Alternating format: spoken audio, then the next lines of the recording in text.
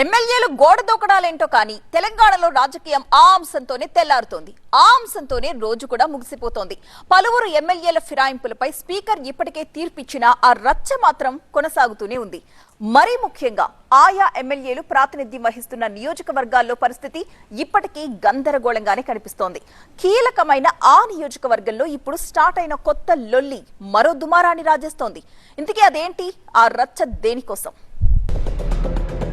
గద్వాల్లో గజిబిజి గందరగోళం, బండ్ల విషయమై కొనసాగుతున్న సందిగ్ధత, డీసీసీ నియామకం నిప్పు రాజేసిందా? కాంగ్రెస్ లో కాకరేపుతోన్న వలస ఎమ్మెల్యే. ఉమ్మడి పాలమూరు జిల్లా నడిగడ్డ రాజకీయాల్లో ఇప్పుడు ఇలాంటి చర్చే జరుగుతోంది. గద్వాల ఎమ్మెల్యే బండ్ల కృష్ణమోహన్ రెడ్డి పార్టీ ఫిరాయించిన కాడ్నుంచి ఇదే తరహా నడుస్తోన్న గందరగోళ బిజీ రాజకీయం మలుపుల మీద మలుపులు తీసుకుంటోంది. ఆయన పార్టీ ఫిరాయించారని బీఆర్ఎస్ నేతలు కోర్టుకు వెళ్లడం, స్పీకర్ కు ఫిర్యాదు చేయడం, ఆ తర్వాత వాదోపవాదనలు కొనసాగడం రాజకీయంగా సెగలు పుట్టించింది. అయితే ఇటీవల స్పీకర్ తీర్పుతో బండ్లకు భారీ ఊరటే లభించింది. మొత్తం 5గురు ఫిరాయింపు ఎమ్మెల్యేల విషయంలో తీర్పునిచ్చిన స్పీకర్ వారు పార్టీ మారారనే ఆరోపణలకు ఆధారాలు లేవని తేల్చారు. అయితే స్పీకర్ నిర్ణయంతో ఈ విషయంలో క్లారిటీ వచ్చినా గద్వాల ఎమ్మెల్యే తీరు ఇప్పటికీ కన్ఫ్యూజన్ గానే ఉండడం చర్చనీయాంశమవుతోంది. స్పీకర్ తీర్పు ప్రకారం ఎమ్మెల్యే బండ్ల బీఆర్ఎస్ లోనే ఉన్నట్టా, లేక ప్రభుత్వ కార్యక్రమాల్లో యాక్టివ్ గా ఉంటున్నారు కాబట్టి కాంగ్రెస్ లో ఉన్నట్టా అన్నదే అర్థం కావడం లేదు. దీనికి కొత్తగా మరో అంశం తోడవడంతో ఈ గజిబిజి మరింత పెరిగింది.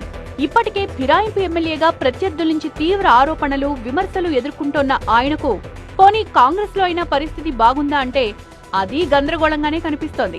ఇప్పటికీ అక్కడ సీనియర్లుగా ఉన్న నేతలు బండ్ల రాకను వ్యతిరేకిస్తోండగా ఇప్పుడు ఆ మంటలకు డీసీసీ అధ్యక్షుడి ఎంపికతో ఆజ్యం పోసినట్టుగా తయారైంది. ఇప్పుడు స్థానిక రాజకీయమంతా జోగులాంబ గద్వాల జిల్లా పార్టీ అధ్యక్షుడిగా ఎన్నికైన రాజీవ్ రెడ్డి చుట్టూనే తిరుగుతోంది.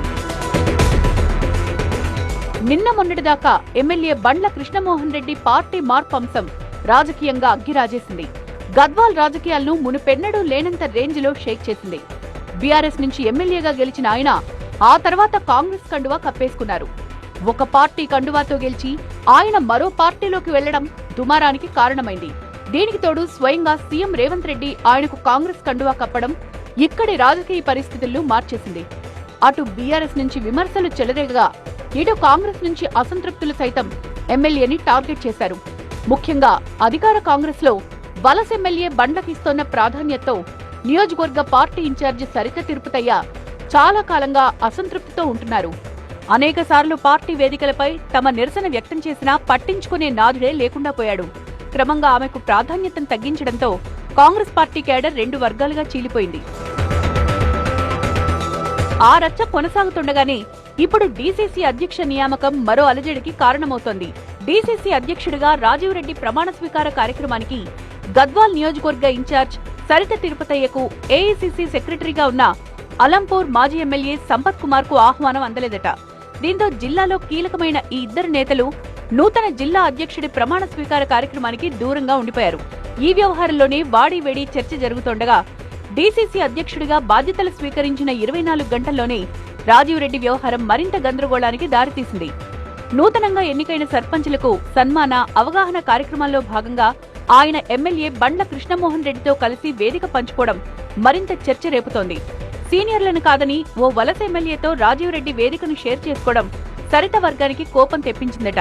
మొదటి నుంచి రాజీవ్ రెడ్డి, బండ్ల కృష్ణమోహన్ రెడ్డిలు సన్నిహితులే అని, అది ఇప్పటికీ కొనసాగుతోందని ఆరోపిస్తున్నారు. సొంత పార్టీ నేతలను, సీనియర్లను పక్కన పెట్టి ప్రతిపక్ష పార్టీ నుంచి వచ్చిన ఎమ్మెల్యేతో డీసీసీ ప్రెసిడెంట్ అంటకాగడం ఏంటన్నదే ఇప్పుడు జిల్లా కాంగ్రెస్ లో చర్చనీయాంశమవుతోంది. అసలు ఎవరు ఏ పార్టీ, ఎవరితో ఉన్నారన్నది అసలు అంతుచిక్కడలేదని హస్తం శ్రేణులు లోపల గుసగుసలాడుకుంటున్నాయి. పార్టీ ఫిరాయింపు విషయంలో స్పీకర్ నిర్ణయం ఒకలా ఉంటే గ్రౌండ్ లో పరిస్థితి మరోలా ఉందన్నమాట.